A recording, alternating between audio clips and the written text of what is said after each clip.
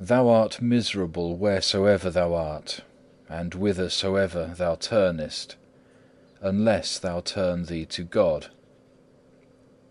Why art thou disquieted, because it happeneth not to thee according to thy wishes and desires?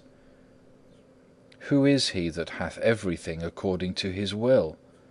Neither I, nor thou, nor any man upon the earth.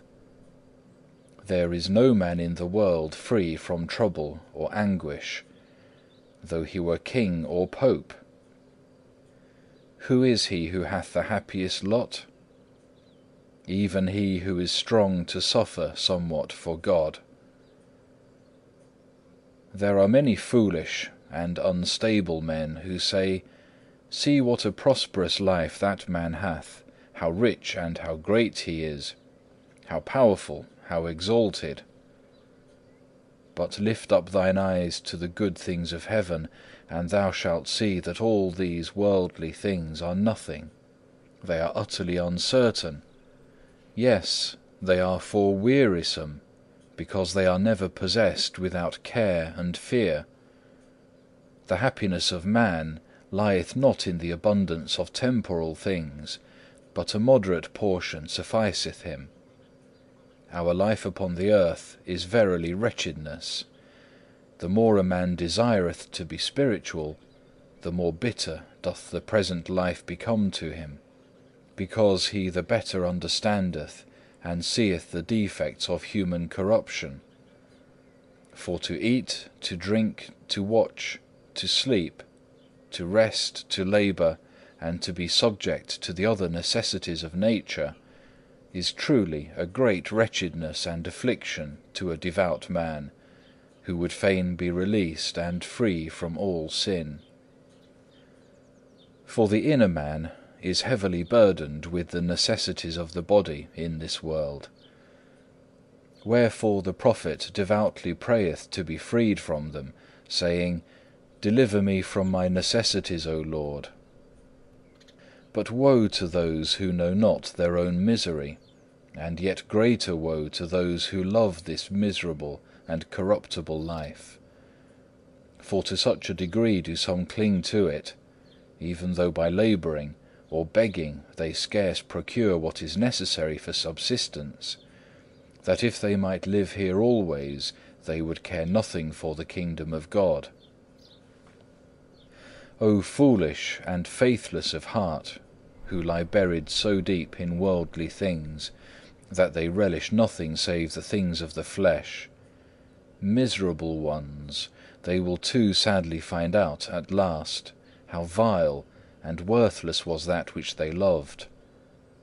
The saints of God and all loyal friends of Christ held as nothing the things which pleased the flesh, or those which flourish in this life, but their whole hope and affection aspired to the things which are above. Their whole desire was borne upwards to everlasting and invisible things, lest they should be drawn downwards by the love of things visible.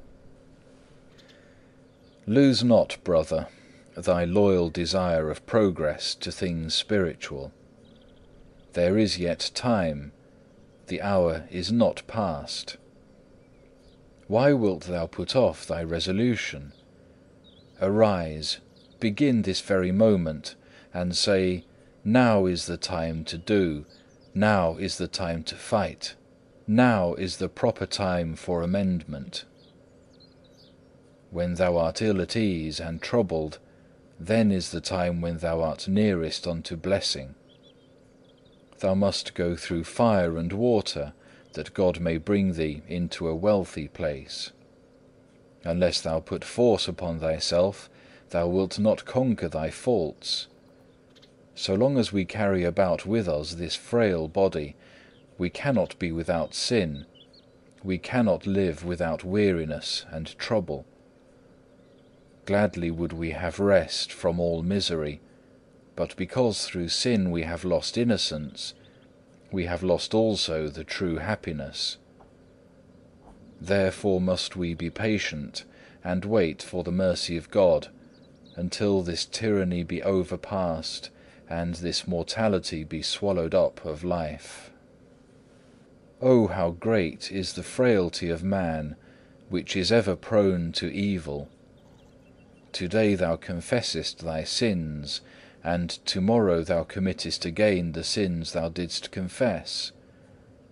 Now dost thou resolve to avoid a fault, and within an hour thou behavest thyself as if thou hadst never resolved at all.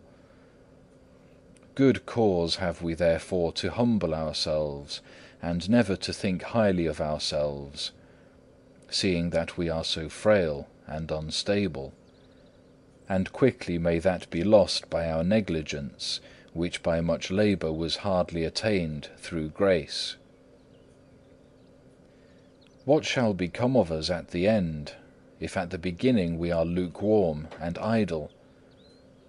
Woe unto us if we choose to rest, as though it were a time of peace and security, while as yet no sign appeareth in our life of true holiness. Rather had we need that we might begin yet afresh, like good novices, to be instructed unto good living, if haply there might be hope of some future amendment and greater spiritual increase.